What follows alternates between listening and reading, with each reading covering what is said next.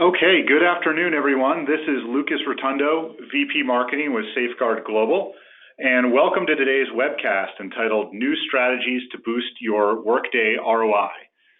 Today we'll be talking about new ways to capture better business results from your investment in human capital management, especially as we're entering this next phase of digital transformation. I am thrilled to be joined today by two very distinguished speakers. Catherine Honey is VP Strategic Partner Relations with Safeguard Global. She's a senior HR executive with a broad range of experience in consulting and provider environments across a range of industries. Her experience focuses on HR strategy and execution through systems, processes, and organizational alignment. And she's a frequent speaker and published author and a recipient of the 2009 IHRIM Summit Award. We also have today joining us Laith Kosa. Laith is VP of Enterprise Sales at Mercer Digital. He helps organizations define digital transformation to ensure they can maximize their most valued asset, which is their people. Prior to Mercer, Laith has also held a wide range of consulting and business analyst roles with firms such as CPSG Partners and Empyrean Benefit Solutions. And he's a graduate of Texas A&M University with degrees in economics and business. Go Aggies. So just a quick reminder before we begin, to ask a question at any time, just click on the question mark icon in the upper right of your screen, and we will reserve time at the end to take all of your questions. Now, without further ado, I'd like to turn it over to our first speaker, Ms. Catherine Honey. Kathy? Great, thank you very much, Lucas, and thanks everyone on the phone for joining us. We really appreciate that. So we have a few topics that we'll cover today. If we can advance the slide, please. So we'll spend a little bit of time talking about the next phase of digital evolution, and then we'll talk a little bit about the current state of human capital management and human capital systems. Then we'll get into the meat of it, talking about the 4 key ways to boost the ROI of your HCM investment. We'll talk a little bit about real-world case studies, and as Lucas mentioned, we'll save a little bit of time at the end for questions and answers. So jumping into it, if we can have the next slide, please. At least 40% of all businesses will die in the next 10 years if they don't figure out how to change their entire company to accommodate new technologies. That's a very weighty quote from John Chambers, Executive Chairman of Cisco Systems. Furthermore, HR is at the heart of this. According to the Gartner Group, roughly 88% of chief human resource officers say they need to invest in 3 or more technologies over the next 2 years. It's a huge undertaking, but HR is up to the challenge. If we can advance the slide, please. According to some other surveys, roughly 89% of organizations plan to adopt a digital-first strategy. And by digital first, we mean that employee experience that's similar to what our employees experience in the general marketplace. Think of an Amazon or other types of experiences like that. The global human capital management tools market is estimated to be $131 billion. That's a huge market. And roughly 72% of all respondents think that adopting artificial intelligence is important. So HR has really embraced their role in adopting technology and increasing and enhancing the employee experience. They're rightly seeing this as an opportunity to elevate the human resource function by aligning the employee experience with what they see in the general marketplace and driving effectiveness and efficiency. This includes things such as artificial intelligence, as we talked about, automation, and app-like functionality, as we see on our phones. But it's not without its challenges. We can have the next slide, please. Take a look at some of these statistics. 72% of HR professionals say a digital employee experience is not a core part of their people strategy. 47% of employees feel that their company doesn't pay attention to their needs when introducing technology. And perhaps scariest of all, 66% of millennials expect to leave their organization by 2020. And that's largely due to a lack of engagement and dissatisfaction with the employee experience. In other words, they just don't feel connected to their organization. Laith, would you like to interject a few comments here? Yeah, I think we see a lot of this, Catherine, when we're working with organizations that are putting in systems, and I think you hit on a key one around resource challenges. It's sort of a talent question, and what type of backfill do I need to make sure I'm capping my investment the right way. And is in addition to really understanding the system landscape and what needs to be sort of sunset or deprecated to drive the investment level that they're thinking through with putting on a new technology stack. And as we go forward, there's some transformational changes that will occur with the level of self-service we're trying to drive, with different generational gaps that are happening. So all things that we want to make sure we're planning for, and we'll discuss them a little later in the deck, but all things to have your mind on as you're entering in this evaluation process to really drive that ROI on the back end. Awesome. Thank you so much. So next slide, please. So I think, as Laith alluded to, what if we could really deliver on the true promise of HCM, have those 66% of millennials really engage with our corporation, reducing turnover and driving talent, and actually making the digital experience a core part of what we do? Well, then we might be able to actually finally get HR elevated to a true strategic partner and not an answer broker, not a transactional function. We can ensure compliance and achieve peace of mind. When we ask HR executives what keeps them up at night, most of the time their answer centers around risk and compliance. We'll talk a little bit more about that later as well. We'll hopefully can lower attrition and control labor costs. As we all know, the cost to hire a new employee is far greater than the cost to retain existing employees. And we can raise employee engagement and productivity. Wouldn't that be cool? As someone who's been in HR for my entire career, this is the state of nirvana that we've often been talking about and have long sought to achieve. We go to the next page, please. So through our experience, we found that there are really 4 key ways to help boost your Workday ROI, to achieve those elusive business case results that you've been trying to achieve while you've been doing it and since you've implemented Workday. And they really center around these 4 areas. First, streamlining integrations, having the systems and the capabilities talk to each other in a seamless and automated fashion. Leverage analytics, and by that we mean taking advantage of all the data that's at your fingertips. Simplifying compliance and putting a risk management structure in place so that you can sleep at night. And then navigating change, because we all know change is hard. So how can we make it a little bit easier and make sure we adopt these new technologies? So let's talk a little bit more about each one of them in turn. I'll turn it over to Laith to start with integrations. Perfect. So, Catherine and I have spent a lot of our career in technology. So I really get passionate about helping organizations understand upfront really how to maximize this investment. But it starts with, line of sight and clarity around who's going to be involved in the project, what are the impacts, and really putting a strong blueprint in place.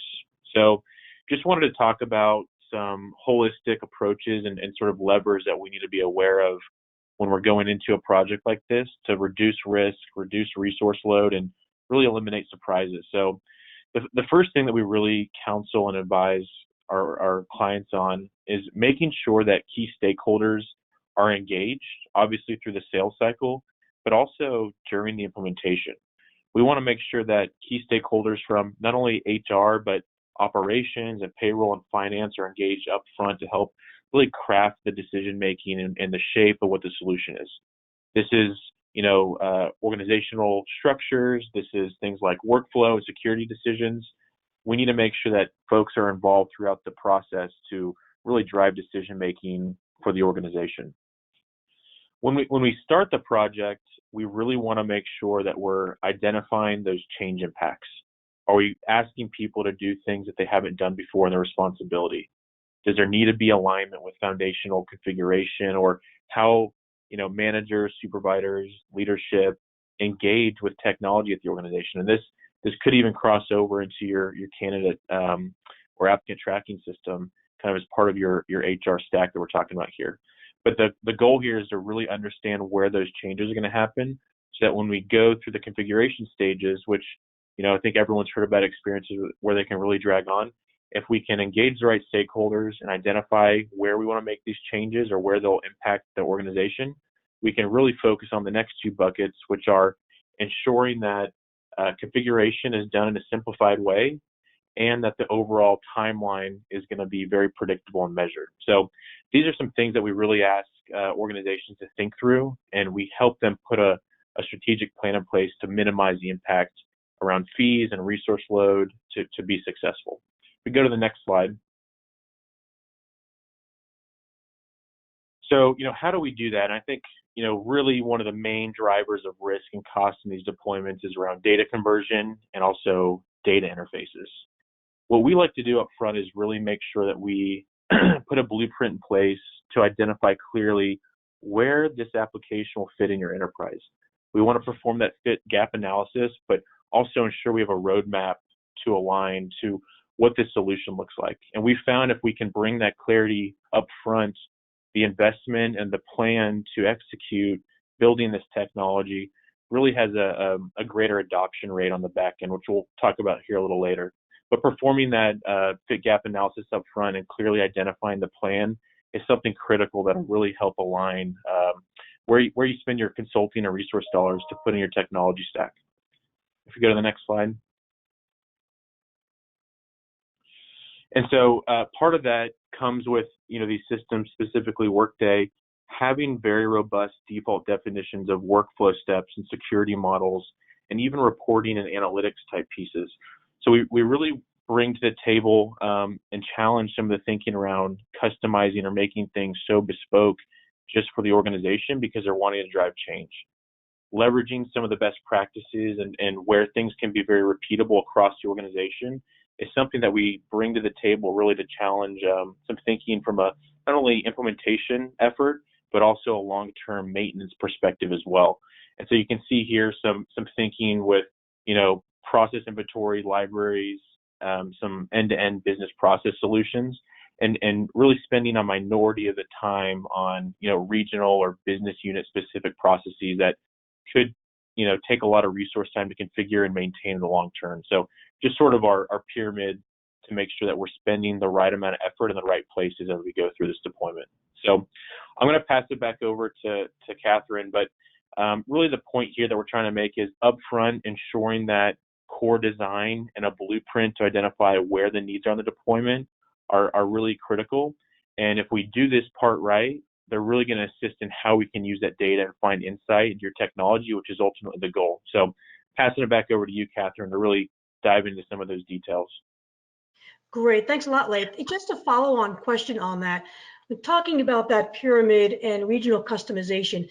Are there some tricks of the trade, if you will, around how to minimize some of that activity and how to get larger corporations to adhere to more standardized or harmonized processes? I think it goes back to that first slide when we spoke about, engaging key stakeholders. We've seen too many times when organizations, they try to do this in somewhat of a silo. And so making sure that there is some buy-in globally from a broader group of stakeholders who have say into the business or where the changes will be, it's something that we've had a lot of success in aligning with organizations. And if we can do that up front and define some guiding principles together, this makes this exercise a lot easier. Perfect. Makes total sense. Thanks a lot. And we'll talk a little bit more about change management in just a few minutes as well. But if we can move on to the next slide, now that we've got everything integrated and we have our processes harmonized, et cetera, we have a really good source of data at our fingertips. So what do we do with it? There's a lot of talk around leveraging data analytics and making some information out of that. And when we think about data analytics, that's really the definition. It's taking data, modeling it, molding it, and creating meaningful information and informing conclusions really to support business decision making. So that's what we're talking about when we talk about analytics. So there are different kinds of analytics, of course, and different priorities around those. So when we think about HR and payroll in particular, of course, there's some basic things that we have to really just report on, right? So things around ensuring payroll accuracy. And how do we do that? What type of analytics can we use to ensure payroll accuracy? Is we can report on payroll defect rates. And we should do that in a real-time fashion. And that should all be communicated with business leadership because payroll doesn't exist if it can't be accurate, right? So core competency, we have to do it. So we have to be able to report on it. Also things like rewarding high performance. So if we have our top 25 locations by payroll timeliness and perhaps accuracy as well. So we can identify who our high performing payroll organizations are, and conversely, who our lower performing organizations are.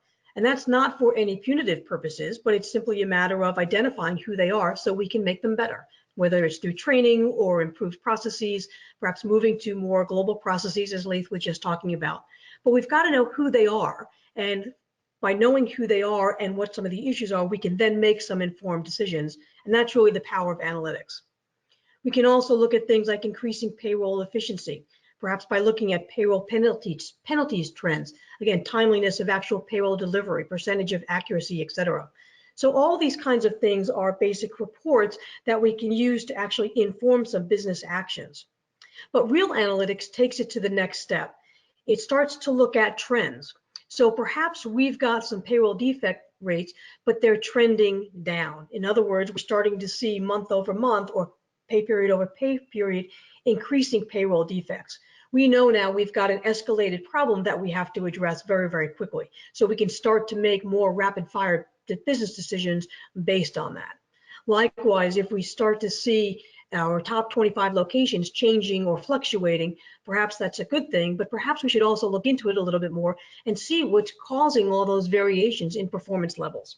So it's starting to do some trend analysis and then ultimately starting to do some predictive analysis as well. So starting to look at if this trend continues, these kinds of things will then happen, and can we take some proactive action to change the course of what may happen. So that's where the real power of analytics comes into play, even within our silo, if you will, of payroll, and certainly similar examples on the HR side as well. So these are all really important pieces. But if we start to think outside the box, beyond payroll and into the broader world of data that's available to us in the payroll realm, if we can have the next slide, please. We start to see that, of course, there's a lot of data that comes to us just by virtue of payroll. But because we run payroll, we also have access to time and attendance data. So that's hours clocked in, out, work, PTO, all those kinds of things, of course. But what could we say? What kinds of stories can we tell with that information? What kinds of business questions can we answer with information that's combined time and attendance and payroll actual full labor cost of our populations around the world? So if we start to think of it from that perspective, we start to broaden our horizons. Of course, we have perhaps access to benefits participation data, right? Having available ability to bring that in with our time and attendance and our payroll data. Of course, all kinds of other human capital data as well. Perhaps it makes sense to bring in employee engagement data. So can we tell who's more willing to work overtime, or what percentage of overtime, compared to how engaged they are, and vice versa? Will that help predict how able we are to fulfill our scheduling requirements based on how engaged the employee population is, for example? Likewise, could we also look at how expensive it might be to expand our workforce in one region or one area versus another by looking at how much overtime perhaps this group may incur versus others? We start to get a more holistic view of our total workforce management cost, and that allows us to think a little bit differently about the data we have and therefore inform some business decisions. So I'll challenge you before we leave the call today to think about some of those other broader business decisions you might be able to inform with the data that you have at your fingertips. Leith, I don't know if you have any other examples that might come to mind from your experiences as well. Yeah, those are great ones. I think the time away from work type reporting, I've seen a ton of clients really find insight into how to have coverage for their teams by some of the analytics that they can drive. But the other piece I'd share is, when you're doing the design up front, keep reporting in mind. I think too many organizations think about reporting as a end of the project or after you go live type activity. And I would share that, doing some at least design elements up front to make sure that consultants and your team really understand what they're trying to get out of the system. If you can identify those up front, it really makes and highlights that effort throughout the project, and you'll really see some return on investing that time instead of just a reporting type workshop at the end. So something to think about as you shape the overall design of the project and system. That's awesome. I think that's actually a really great piece of advice, because I've seen that time and time again, that the reporting design is a workshop sort of at the tail end. It's sort of an afterthought. But if you can design your processes and certainly your integrations, et cetera, with the end in mind, in other words, with some of those business questions in mind at the forefront, then you might design a whole different type of experience. So I think that's a great piece of advice. So playing off of that, if we can have the next slide, the other piece of it as well is, as you have this information available, information is only as meaningful as the people who actually see it and listen to it and decide to act on it. So a big part of our task, if you will, is actually presenting this information in meaningful ways that are relevant to the stakeholders that are involved and impacted. So simplify that information. Too often I see people, in our industries try and present reams and reams of data and call that information. What we've really got to do is, as Leith says, sort of start with that end in mind. Who are the recipients of that information, and what's going to make it tangible and impactful for them? So simplify with the headline almost, if you will, and then you'll have the data behind you to back it up, but you've got to catch their attention and you've got to make it something that they can understand and digest. And if they want the information, more detailed data behind it, you have that, but you're presenting them with sort of the headline first. Likewise, visuals are really, really powerful. Some people learn by reading words. Other people learn best by seeing pictures and being able to visualize what happens. Personally, I'm a hand talker. You can't see me, but my hands are going a mile a minute because I draw pictures of what I'm trying to express with my hands. Some people are like that. So understand that your audience has different ways of perceiving and receiving information. So present your information in a variety of styles and formats for maximum impact. Tell a story. Don't forget that every single bit of information, and certainly the data behind it, is about the people. And we've got to tell it in that way so that it becomes real. It's not just a series of statistics. What do those statistics actually mean to the business? So that's really important. And then the last piece of advice around this is to foster a data-driven culture. Analytics only matter if they drive decisions. There was actually an article I read the other day. I was traveling through an airport, and there was a front page cover story. I think it was from the Economist, or it might have been Harvard Business Review. I don't remember, to be honest, which one. But it was talking about driving the business through metrics, but letting metrics take over so that it became, or can become, metrics for the sake of metrics versus metrics and analytics for the sake of driving business decisions. And it had a number of case studies and examples in there, which was really, really powerful. And it brought home for me this value of, don't measure for the sake of measuring, measure and report for the sake of driving those business decisions. So again, as Leith so rightly put it, design it with the end in mind. What business questions are we trying to answer? And then design the analytics and the report and the format and the information with that in mind. So with that, let's change gears a little bit and move over to compliance. Leith, I'll hand it back to you. Perfect. So if we pop over to the next slide,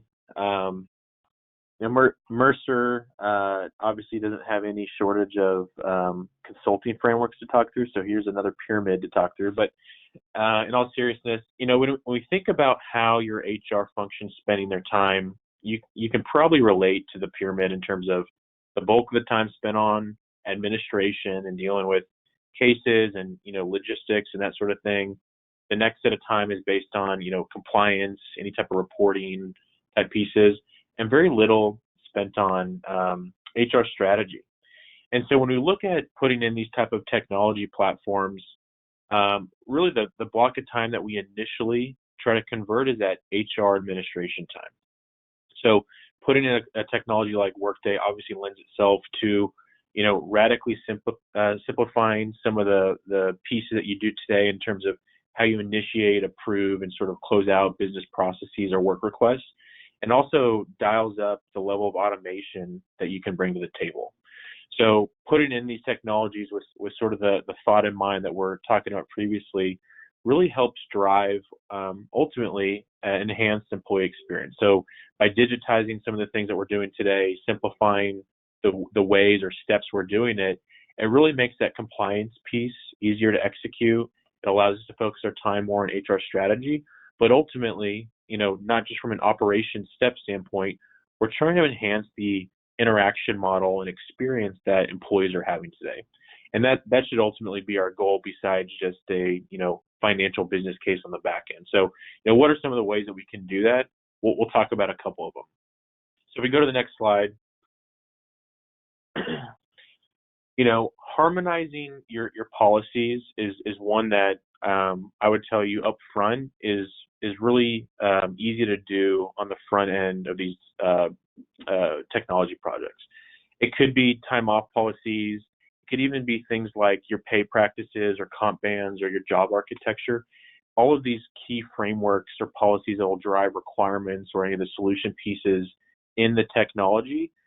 When you put the design elements up front and you try to simplify them, that's really what drives that automation, simplification, and ultimately makes the experience of maintenance for your administration team, but also the end user, the employees, much more focused and valuable on the back end. So up front, definitely recommend putting some steps in place to, put all the key elements on the table, gather them, evaluate what can change, and then make adjustments and inputs into those frameworks as you're really kicking off the project. If you go through design phases and you try to do too much in that configuration or testing phase, it's the wrong time. So really thinking about these up front and how they can drive enhancements to compliance from your side, from a maintenance perspective, is critical.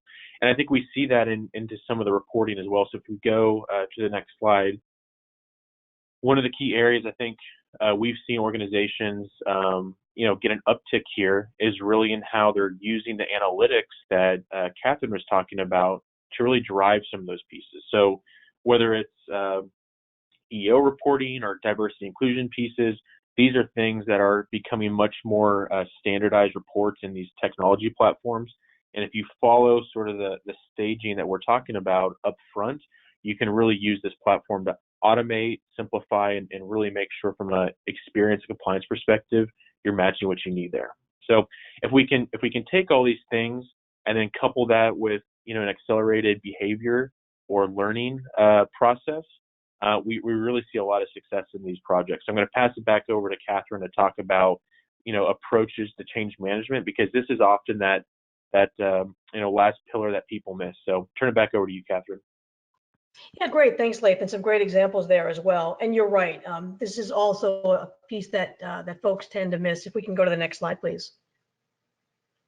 So we talk about managing change and navigating change, and there's an old saying that the only constant we have is change, and that's because literally everything is changing.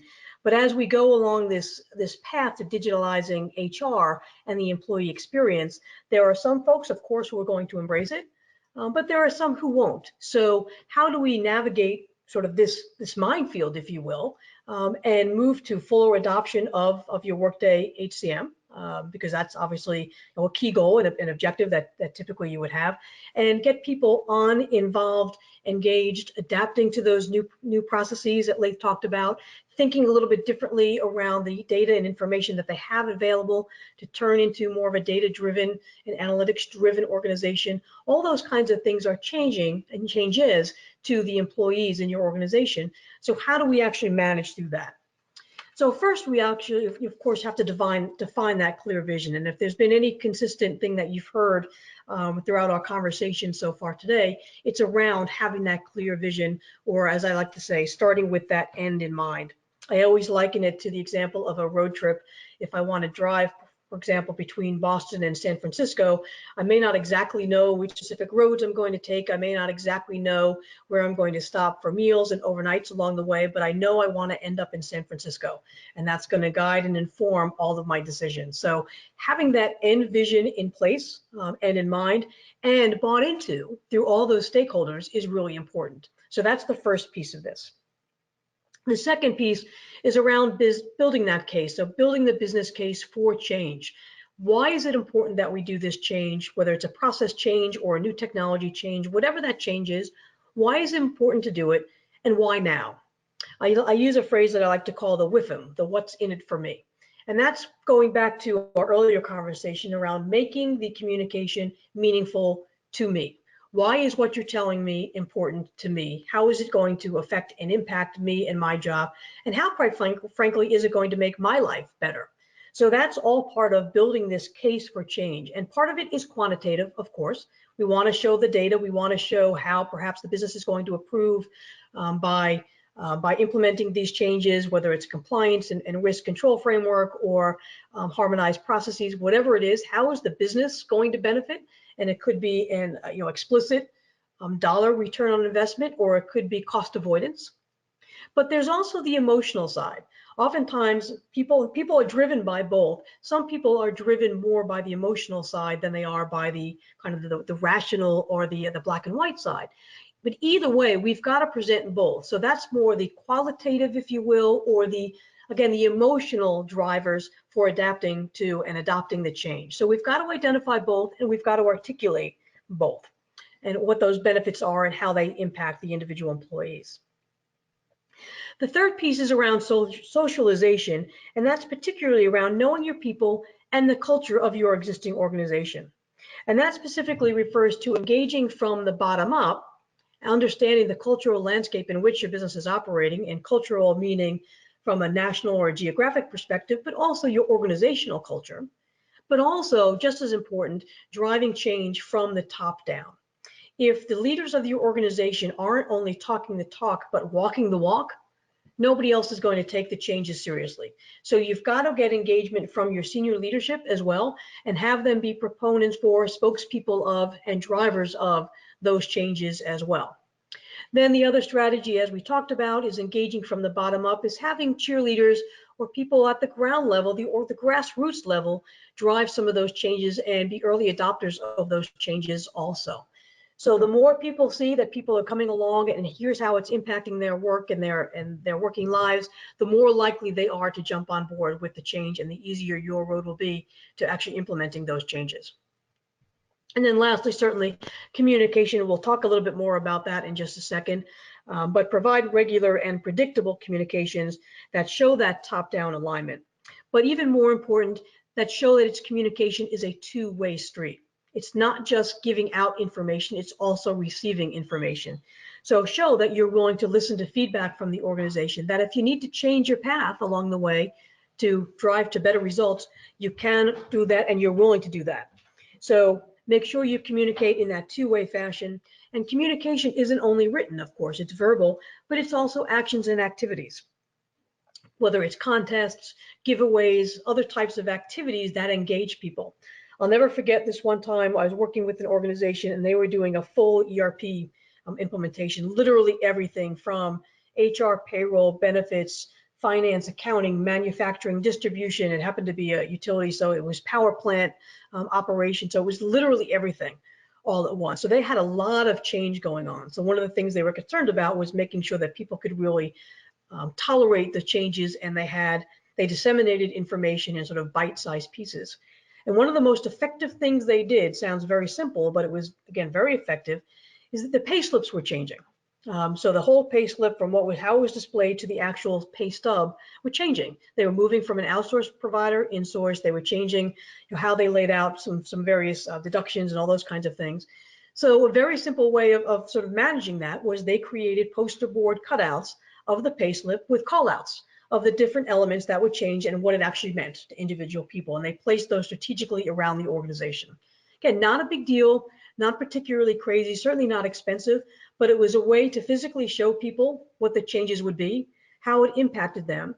And they put those out early so that by the time people actually got their first new paycheck, it wasn't a surprise. It looked familiar, it felt comfortable. And that's part of the goal of change management, is to make the change feel more comfortable.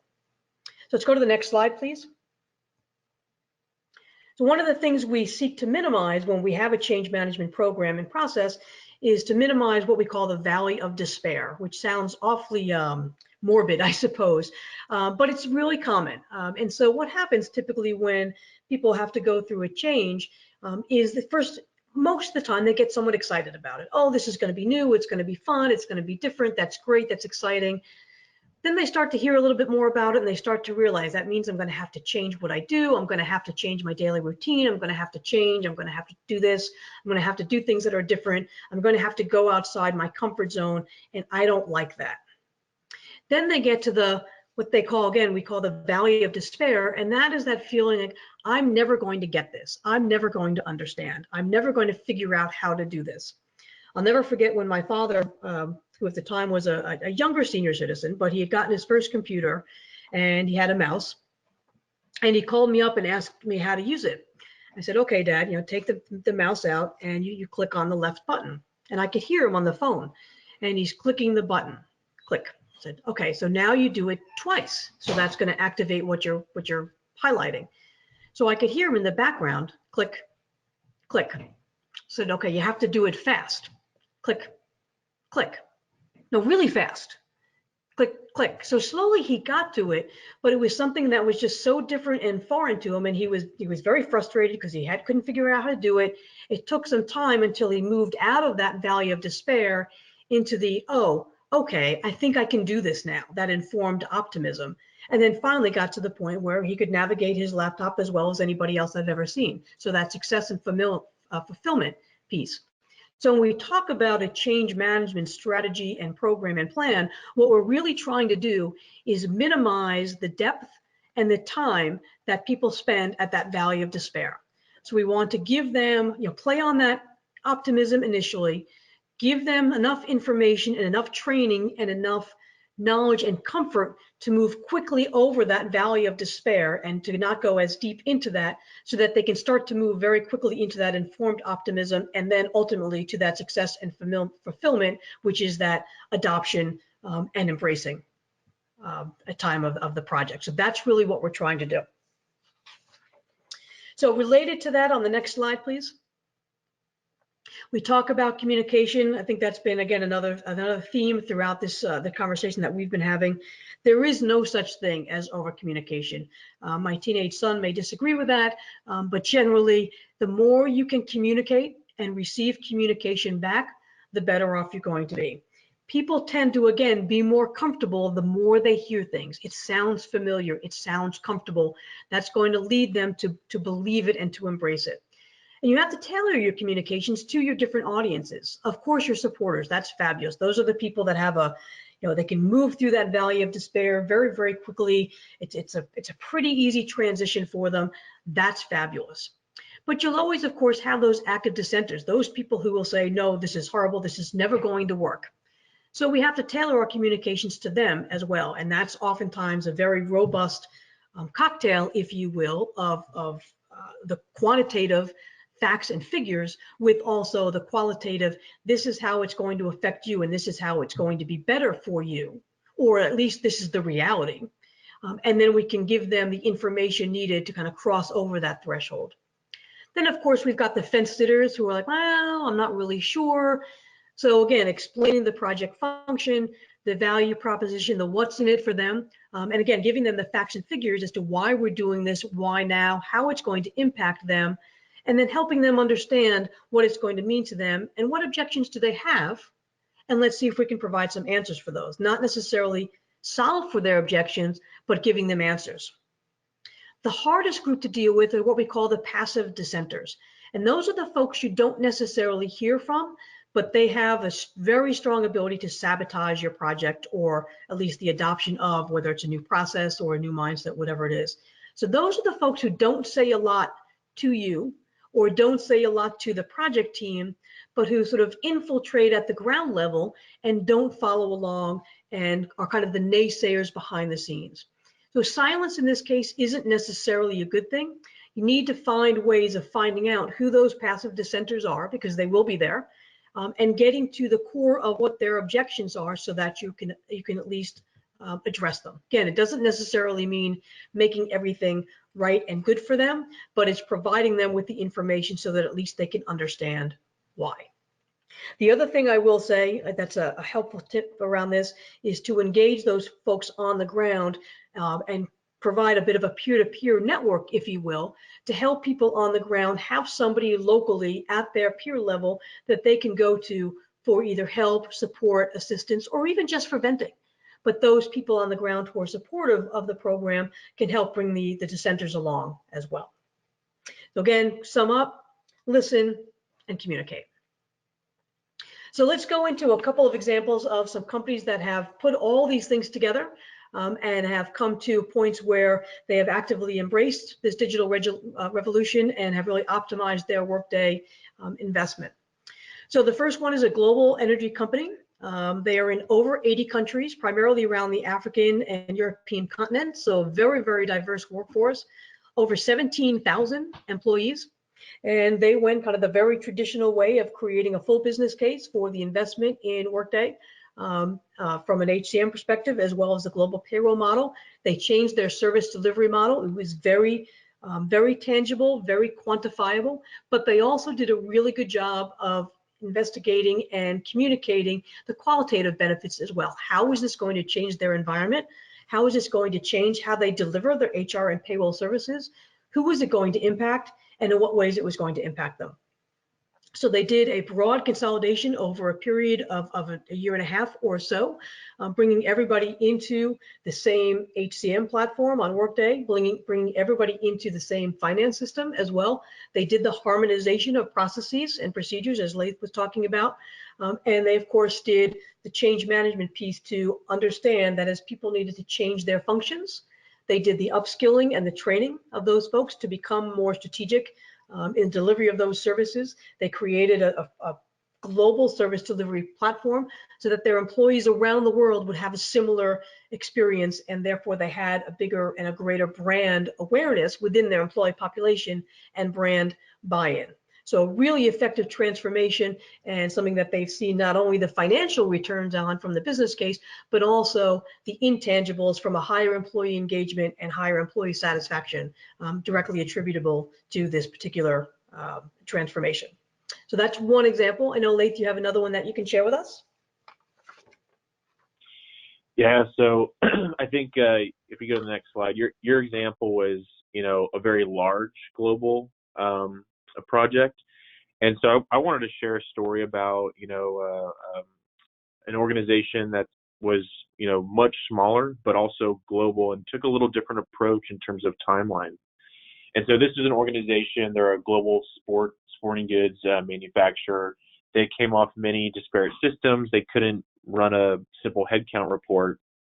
And because they put the proper time, organizing some of their guiding principles and goals, they were able to execute, an HR payroll technology implementation with Workday, leveraging many of the approaches we spoke about today in under 6 months, which is a very rapid timeline. It's not one that we'd recommend necessarily for everybody, but because they had stakeholder buy-in, they were aligned on where the change impacts would be, they could really be concise with what to configure and compress the timeline away so they could migrate from their disparate systems and make sure that they could really gain some of those analytics and business insights to continue to adjust, their employee experience.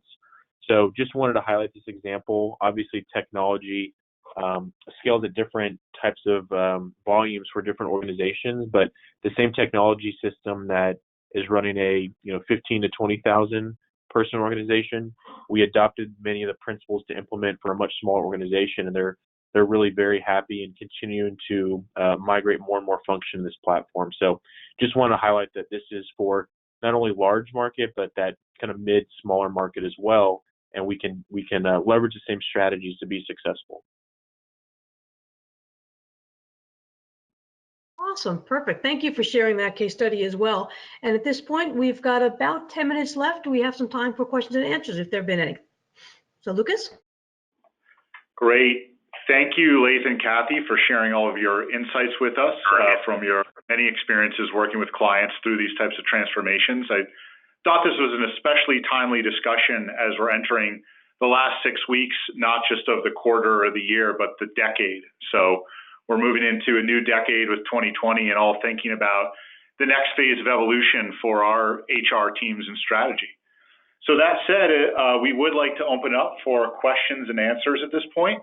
Again, a reminder to ask a question, just click on the question mark icon in the upper right hand of your screen, and we'll take just a moment here for the first question to arrive.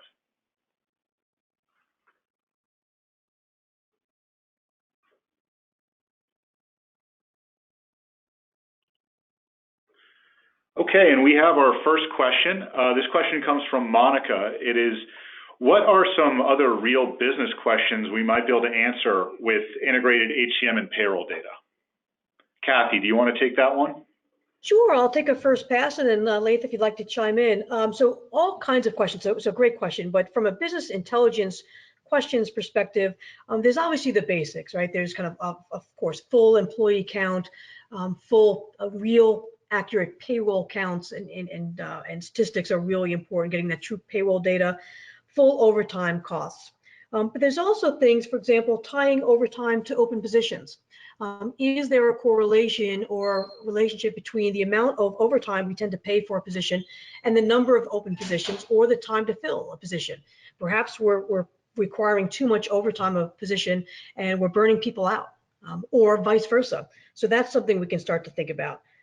Is there a balance between the optimal levels of staff and what we're paying in overtime is another one, right? So what's the right level of staff versus overtime? So, or if we can have, at what point do we say we can hire one more person and that will offset some of the overtime? So these are kind of manufacturing types of potential questions. We can also think about it from a full labor cost perspective, and that might help us answer questions such as, what are the better places to open up new facilities or open up new countries?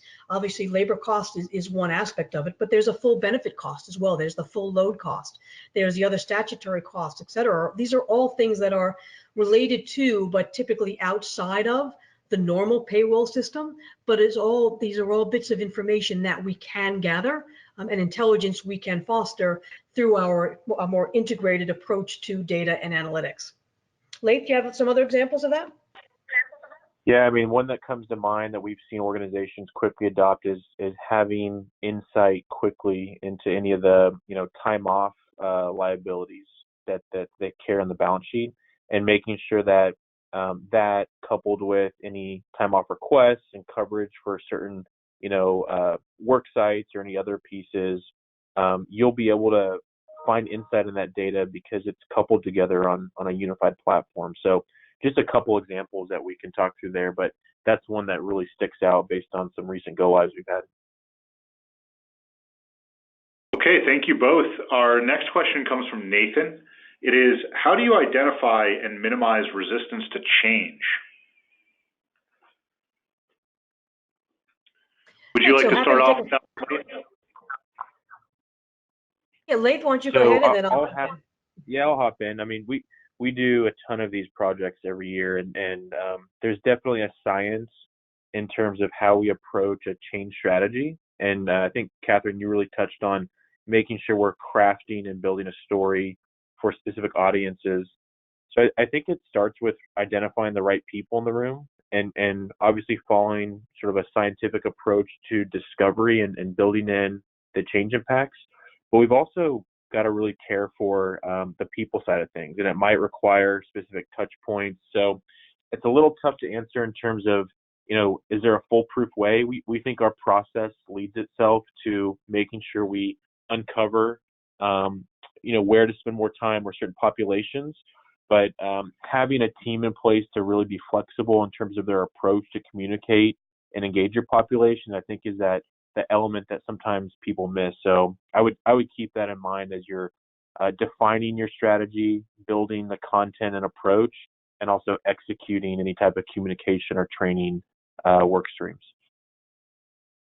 Yeah, great. And I would just add on to that a little bit, again, kind of echoing some of the things that we talked about earlier, is really embracing this role of what we call the change agent.